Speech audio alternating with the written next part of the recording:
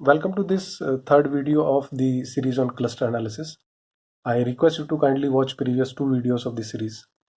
I have provided the link of these two videos in the description. This video is about different type of clustering. For the easy to understand purpose, I shall be explaining the various type of clustering in the definition form along with some key features. So the first type of clustering is exclusive clustering.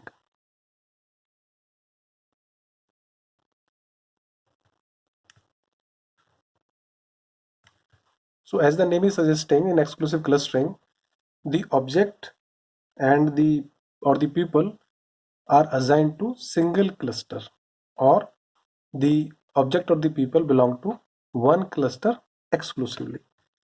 For example, in previous video I discussed the example during the discussion on use of cluster analysis uh, about the patients of coronavirus. So we can have two clusters of coronavirus patients. One could be the symptomatic and the second class or second cluster could be the asymptomatic, right? So this classification, this clustering is with respect to the similarity of the patient uh, on the basis of symptoms.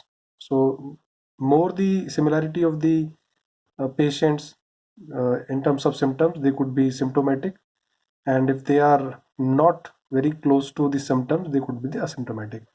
If we change the segmentation criteria from symptom to stage of disease, so COVID-19, coronavirus 19 patients can be now clustered into three categories. One, the active cases. Second category could be the death cases, and another category could be the recovered cases. So now the term exclusive, you can easily make out the sense. Somebody who is in the active case would not be in the death and recovery, and if somebody is in the death case could not be in the active or recovered category, or if somebody is in the recovered category could not be here. So you can see here that the presence of the person is exclusive. Now we move to the second type of clustering, that is about overlapping clustering.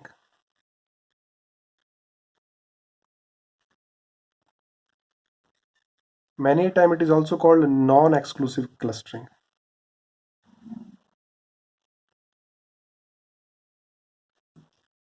So under some conditions, objects and people can be placed in more than one cluster with absolute reasoning or the segmentation criteria. So in other words, we can say that when some data point related to object and people have the chances to become member or part of the multiple clusters. For example, if somebody is into this cluster, and there are the chances that if I there are the chances that the same person can be found in the second cluster. So if this kind of situation exists, then such clustering is called overlapping. To make it more clear, let me give you an example. For example, we take a university. There is a university, and in this university there are people who are working there as employee. Now there are certain employee who got themselves enrolled in some of the courses of this university. They become the student as well. So now in this case, university has got two cluster of their people, one cluster of employee, another cluster of student, but there are the bunches of employee who are student over there. So these two type of cluster could be the overlapping cluster or the non-exclusive cluster. Somebody who is here could found be here as well. Another example which we can quote here is in the case of online retailing, company use discounting pricing, company use bundling pricing,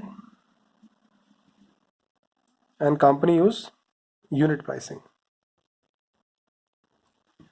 So see, on the basis of this criteria price, you can found the same product under its own category, that is one cluster product category. The same product you can found in another category, discounted category, and the same product you can found under bundling category. So all these are the overlapping clustering, example of overlapping clustering. Now the third type of clustering is hierarchical clustering,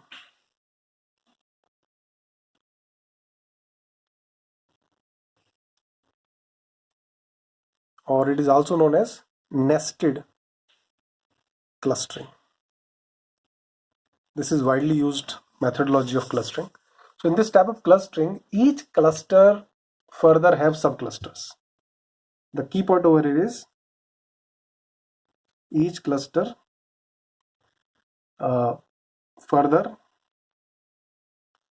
has subclusters, right? In other words, when data point related to object and people are arranged in the parent child, or you can say master slave, or tree like structure, right? Then this type of clustering is called hierarchical clustering. Let me give one example over here. In the second video, or I hope in the first video, we discussed this diagram.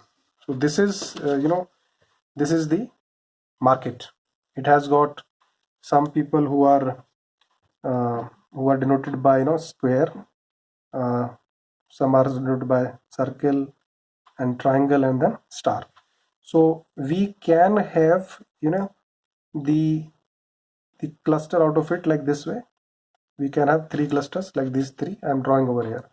So one cluster could have some of them could be triangle or circle, or sorry, square and circle.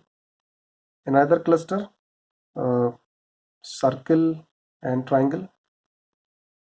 Another cluster we could have star and triangle, this way, right? So this is one.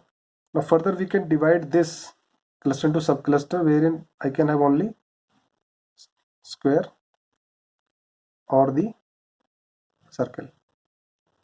Likewise, this further can be divided into two. Here one have only circle, another could have only triangle, and similarly this further can be divided into two. One is about star only, another could be about triangle only. So from this to this is the entire tree, right? This is the tree, and this portion, the moment we started over here, this is the root, right?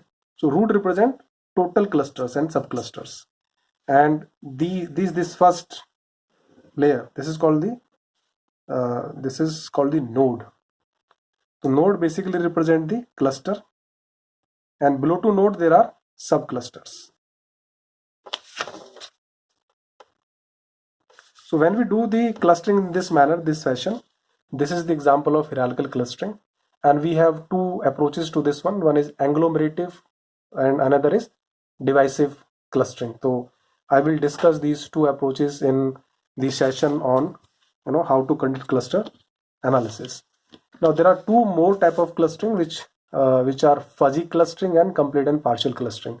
So that I will be covering in the next video. I request you further that before proceeding to the next video, make sure you have already watched video number 1, 2 and 3. Thank you for watching.